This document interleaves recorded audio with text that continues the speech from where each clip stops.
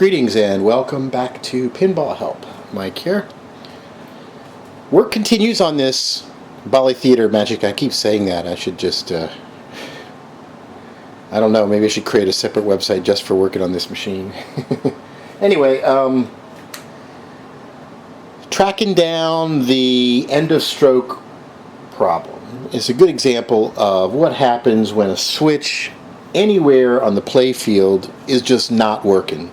In this case, it was the end of stroke switches on the flippers. They were not registering in the game, but it could be any switch on the pinball machine.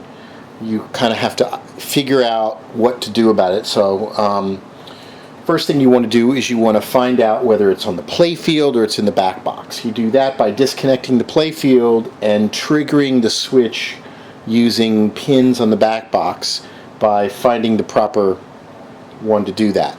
Now, in the case of the EOS, we went through all that, found out that everything was working fine. So then it was a question of tracing the continuity from the wires that connected to the end of stroke switches into the machine.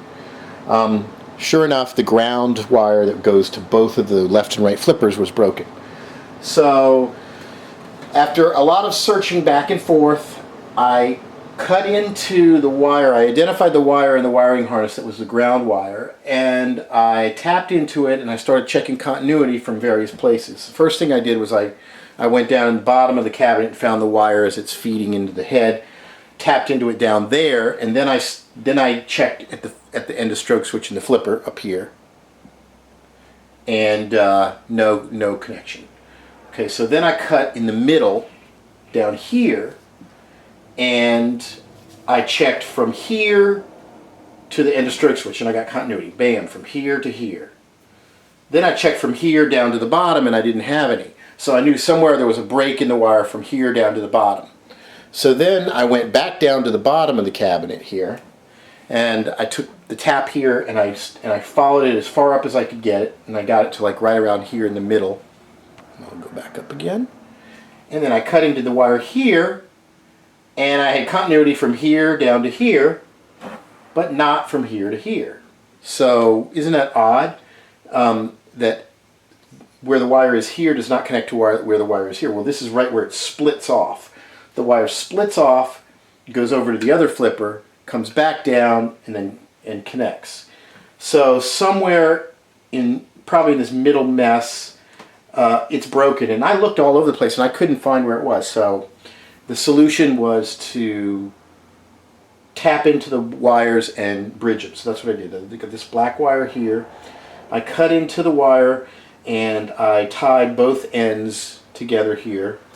I cut one of the wires and was going to do it with heat shrink tubing, which I did in this one, and it looked kind of kludgy. So on this one over here, I just cut into the insulation and tapped it into it, and then put some electrical tape around it. It's not the most gorgeous thing, but it does work. It's pretty neat, and I'll put a few more cable ties in here to tie it down.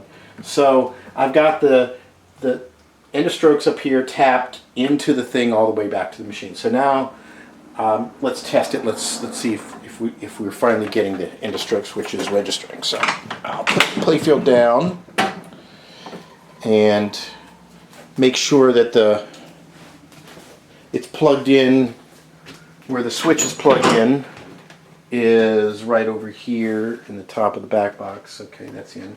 All right, so let's turn the game on. Let's see what we get. All right. Okay. So game comes up. All right, so let's put it into test mode. Okay.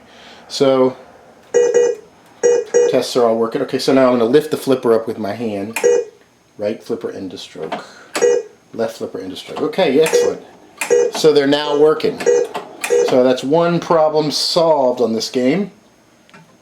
But if the same technique can be used for just about any switch on the game. If you identify that it's broken somewhere, you can start tapping into the wire at different spots in the machine, trying to find out, narrow it down to what area where there might be a broken wire. In this case, I couldn't find any place where it was kinked or anything. It might have actually just been the wire got stretched and it actually broke inside the insulation and there was no sign of where it was. I don't know.